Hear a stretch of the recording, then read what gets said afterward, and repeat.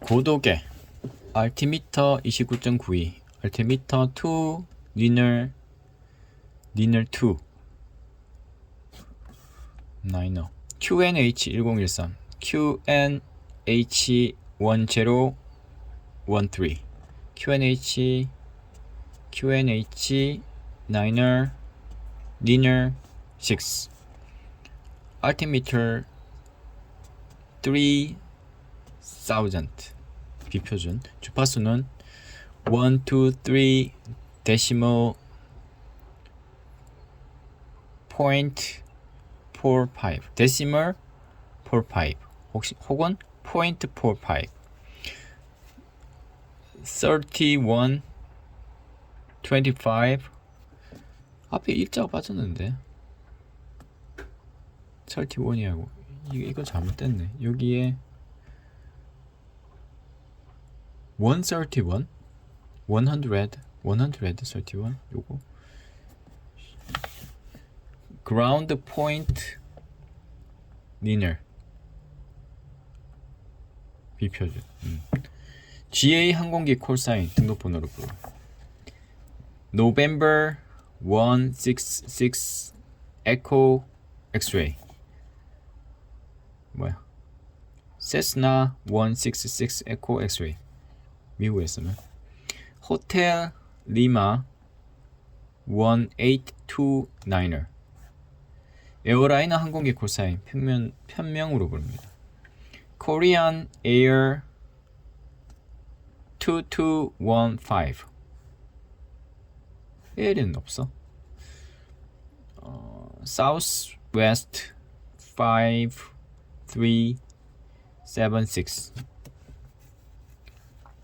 색의 이름 비행기의 각 계기에는 여러 색상으로 의미를 표시하는 경우가 많다. 예를 들어 초록색은 정상적이고 안전함을 의미하고 빨간색은 비정상적인 상태임을 의미한다. 이런 계기의 표시 등의 색깔이나 디스플레이의 색깔의 이름 중에서 우리가 일상생활에서 그리 자주 쓰이지는 않는 이름이 있어서 미리 알아두고자 한다. 영어로 된 문서를 볼 때 익숙해지기 위해서라도 이 색의 이름을 알아두자. 누가 봐도 같은 이름이 나오는 노란색, 초록색, 파란색, 빨간색 등은 그대로 사용한다. 마젠타색은 약간 보라색 비슷한 색이다. 우리가 어렸을 때 배웠던 색의 삼원색, 빨강, 노랑, 파랑은 약간 잘못된 것이다. 색의 삼원색, 즉 같은 비율로 섞으면 검정이 되는 색은 CMY, 즉 시안, 마젠타, 옐로우다. 시안색은 파랑보다 옅어서 하늘색에 가깝고 마젠타는 빨강이라기보다는 보라에 가깝다. 칼라 프린터의 잉크나 토너를 보면 CMY와 K 블랙으로 되어 있다. 참고로 섞으면 하얗게 되는 빛의 삼원색은 RGB, 빨강, 초록, 파랑이다. 엠버색은 호박색이라고도 하는데 주황에 가깝다. 시뮬레이션 장비 비행 시뮬레이션을 처음 접하는 독자는 비행기 조정을 키보드와 마우스로도 가능하다고 생각하고 실제로 그렇게 시도하는 경우가 많다. 비행 시뮬레이션 소프트웨어를 만드는 측에서는 이런 독자들을 위해서 키보드와 마우스로 조정할 수 있도록 해놓긴 했다.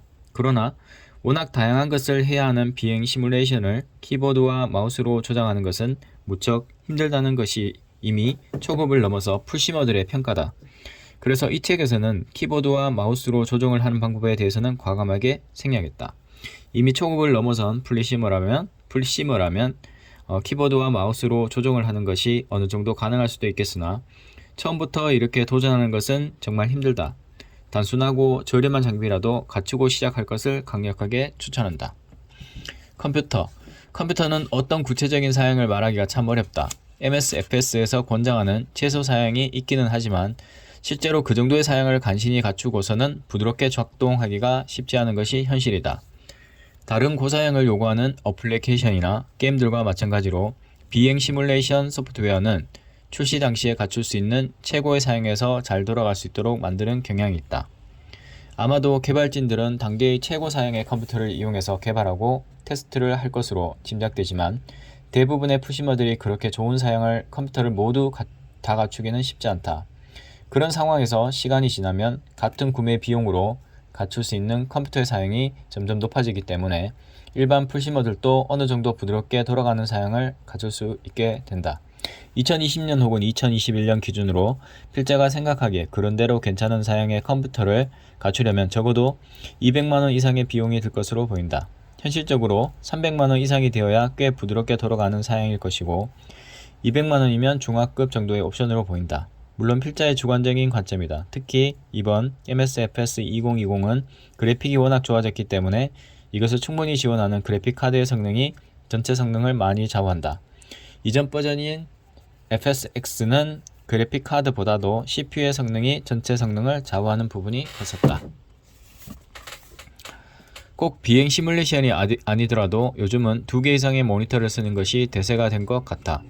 비행 시뮬레이션을 하기 위한 모니터는 쉽게 말해서 크면 클수록 좋고 많으면 많을수록 좋다. 물론 이상적으로 그렇다는 얘기고 컴퓨터 특히 그래픽 카드의 성능이 모니터의 개수나 해상도를 받쳐줘야 한다. 모니터가 2개라면 하나는 비행 화면으로 사용하고 다른 하나는 차트나 기타 다른 정보를 위해서 사용하기가 쉬워진다. 그래픽 성능이 문제가 되는 것은 비행 화면뿐이므로 다른 정보를 보기 위해서 사용하는 모니터 때문에 부담이 크지는 않다. 요즘 유행하는 커브드 와이드 모니터도 고려할 만하다. 현재 갖고 있는 모니터가 한 개이고 버리기 아깝다면 다른 모니터 하나를 추가로 꼭 장착할 것을 권한다. 다른 부품에 비해서 모니터의 가격은 그리 높지 않은 편이다. 컴퓨터의 책상의 크기가 더 문제일 수 있다. 비행 장비, 키보드나 마우스로 조정할 것이 아니라면 비행에 필요한 장비가 필요하다. 조종석에 앉았을 때 조종사가 움직이는 부분을 조작하는 장비를 말하는데 대표적으로는 조종관이 있다. 이후 이 책에서 여러 번 얘기가 나오지만 비행기 조종을 하기 위해서 에일러론, 엘리베이터, 리더 등을 섬세하게 조작할 수 있는 장비가 있어야 하는데 실제 비행기에는 조종관의 형태로 된 비행기도 있고 스틱의 형태로 있다. 둘 다 기능적으로는 같기 때문에 대부분 풀시머들은 원래의 비행기에 있는 장비 형태에 관계없이 한 가지 장비로 조종을 한다. 여유가 된다면 실제 비행기와 같은 장비를 구비하는 것도 고려할 수는 있겠다. 조종관과 스틱. 요건 스틱. 요건 조종관처럼 생겼네.